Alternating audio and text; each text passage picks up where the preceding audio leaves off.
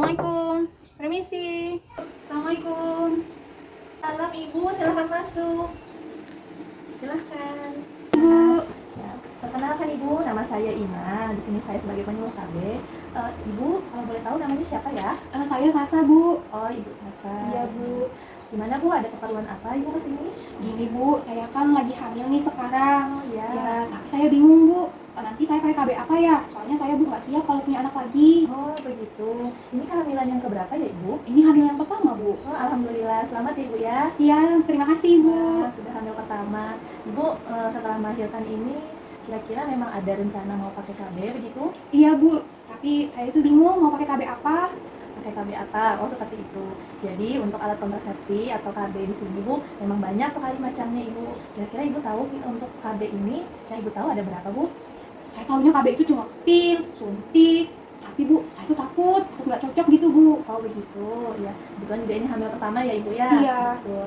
Jadi kalau memang untuk hormonal itu biasanya memang ada cocok-cocokan. Yang Ibu sebut tadi itu ada pil, ada suntik. Nah itu namanya KB hormonal.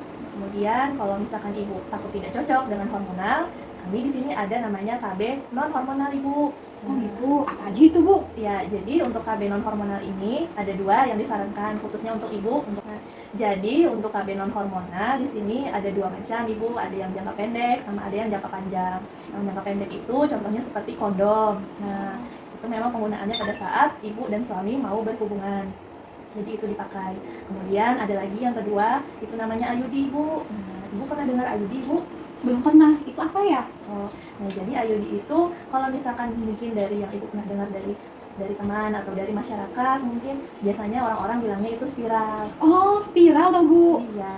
Itu masangnya gimana ya, Bu? Nah, jadi kalau kita bilang itu IUD atau spiral, itu pemasangannya itu lewat di dalam rahim Ibu. Nah, jadi pemasangannya itu di dalam rahim. Biasanya kalau misalkan Ibu mau langsung pakai setelah melahirkan, itu bisa langsung dipasang setelah melahirkan, dibantu oleh bidan atau dokter untuk pemasangannya. Misalkan Ibu setelah melahirkan, itu bisa langsung dipasang. Nah, nanti dibantu oleh bidan atau dokter yang membantu Ibu pas lahir itu. Nah, seperti itu. Oh gitu ya, Bu. Terus tadi yang hormon, Ibu, pilihannya apa aja ya? Apa cuma suntik sama pil aja, Ibu? Oh, kalau hormon itu ada lagi selain yang pil dan suntik. Untuk yang pil dan suntik itu tergolong yang jangka pendek Ibu namanya. Nah, kalau ada lagi satu jangka panjang hormonal. Nah, itu namanya KB implan Ibu. Oh gitu. Ya, kalau KB implan itu jangka waktunya lebih panjang, sekitar 2-3 tahun Ibu pemakaiannya. Jadi kalau misalkan setelah 2-3 tahun, anak Ibu sudah besar, sudah bisa ingin menambah anak, bisa Ibu lepas KB-nya, kemudian Ibu bisa program anak lagi setelahnya. Seperti itu. Tapi, Bu, ada dampak negatif nggak sih, Bu, kalau pakai KB seperti itu? Kan itu panjang ya, Bu, waktunya. Betul. Apa ya, Bu, efek sampingnya gitu? Contoh yang namanya implan. Oh gitu. Ya, jadi implan itu ditaruh di bawah kulit di sebelah kanan atau kiri. Misalkan Ibu di kanan yang sering beraktivitas dipasang di kiri. Kalau misalkan Ibu seringnya di kiri beraktivitas dipasang di kanan, seperti itu. Untuk efek sampingnya sendiri, biasanya kalau untuk implan karena dia hormonal, mungkin Ibu akan untuk siklus haidnya mungkin agak sedikit berubah Ibu. Nah, gitu. ya seperti itu. Karena dengan implan ini, karena adanya penebalan dinding rahim, itu juga mempengaruhi ke siklus haid Ibu, seperti itu. Gitu. Tapi kalau nggak haid, Bu, bahaya nggak sih? Kalau untuk siklus haid yang tidak teratur, itu insya Allah aman Ibu. Oh gitu. Ya seperti itu. Karena ini sudah dilakukan penelitian juga Ibu, jadi lebih aman dan juga sudah banyak yang menggunakan KB implan ini, jadi lebih aman. Seperti itu. Oh gitu. Tapi kan kira-kira yang cocok untuk saya itu yang mana ya, Bu? Karena kan tadi dari penjelasan Ibu sepertinya banyak sekali, Bu, pilihannya. Saya jadi bingung, Ibu mau milih yang mana. Iya betul, memang KB ini banyak dan bermacam-macam Bu. Nah jadi tergantung Ibu lagi kecocokannya mau pakai apa. Misalkan Ibu kira-kira mau nambah anak lagi Bu? Ya mau lah, Bu, saya kan baru hamil pertama. Nah bagus seperti itu ya, alhamdulillah. Kira-kira mungkin Ibu ada kepikiran nggak Bu mau cepat nambah anak atau mungkin 5 tahun atau 3 tahun baru mau nambah? Kayaknya nggak dalam waktu dekat, Bu. Saya ini aja sudah pusing, Bu. Bagaimana besarinnya, Bu?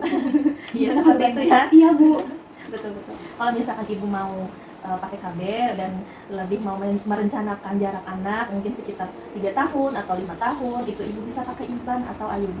Kalau implan kan mungkin jaraknya sekitar 2 atau 3 tahun. Kalau IUD Ibu bisa memperkirakan jaraknya sekitar 5 tahun baru bisa menambah anak, seperti itu. Oh gitu ya, Bu. Ibu, yang cocok untuk saya gimana ya? Kan saya habis melahirkan nanti pasti menyusui, Bu. Betul. Tapi apa ada pengaruh nggak sih untuk misalnya saya ngasih ASI gitu, Bu?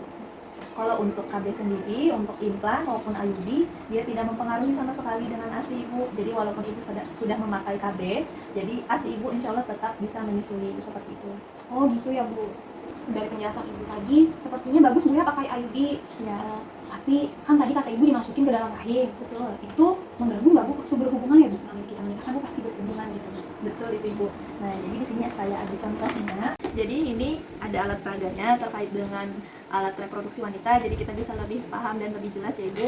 Nah di sini kita buka. Nah jadi di sini ada organ reproduksi wanita. Kalau misalkan ibu mau memasang IUD, nanti IUD-nya akan dipasang di dalam vagina ibu, tepatnya di dalam sini.